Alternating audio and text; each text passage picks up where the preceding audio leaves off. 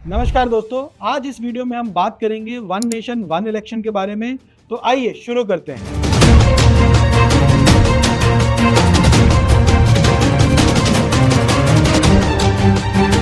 Election democracy की जान है, लेकिन इंडिया जो दुनिया का सबसे बड़ा लोकतंत्र है, यहाँ हर वक्त कहीं ना कहीं इलेक्शन चल रहे होते हैं। हर साल कंट्री के किसी न किसी पार्ट में वोटिंग हो रही होती है। अगर इसे बदला जा सके तो, अगर हमारे पास वन नेशन वन इलेक्शन हो तो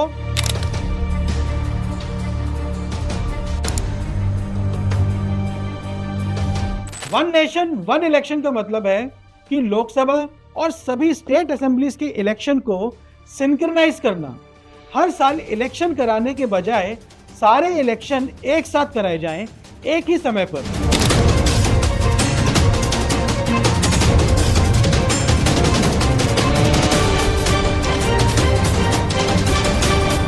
क्या आप जानते हैं, इंडिया में पहले साइमल्टेनियस इलेक्शन होते थे। 1951 से 1967 के बीच एमपी और एमएलए के इलेक्शन साथ में ही होते थे, लेकिन पॉलिटिकल इंस्टेबिलिटी, सरकारों के गिरने और मिड टर्म पोल्स के कारण यह साइकिल टूट गई।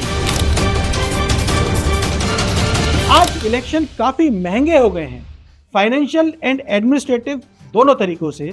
हर साल पोल्स ऑर्गेनाइज करने में हजारों करोड़ों रुपए खर्च हो जाते हैं। सिक्योरिटी फोर्सेस बार बार डिप्लॉय होती हैं और governance model code of conduct के कारण डिले हो जाता है।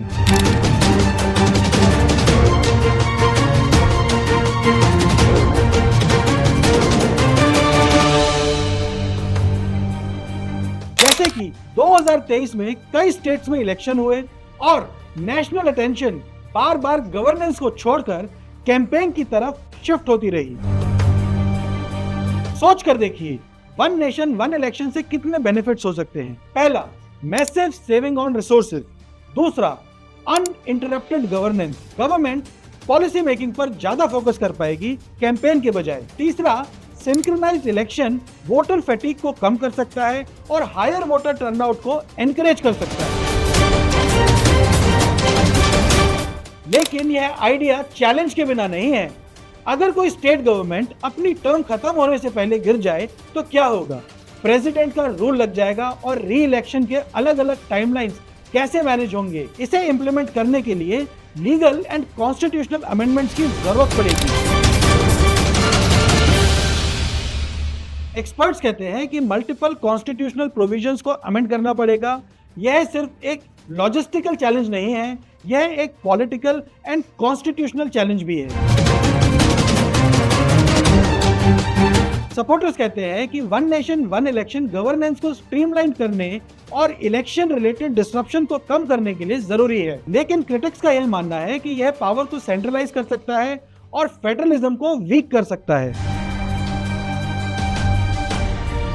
ग्लोबली कई डेमोक्रेसीज में फिक्स्ड इलेक्शन साइकिल होते हैं, लेकिन इंडिया की डाइवर्सिटी और फेडरल स्ट्रक्चर इसे एक यूनिक चैलेंज बनाती है।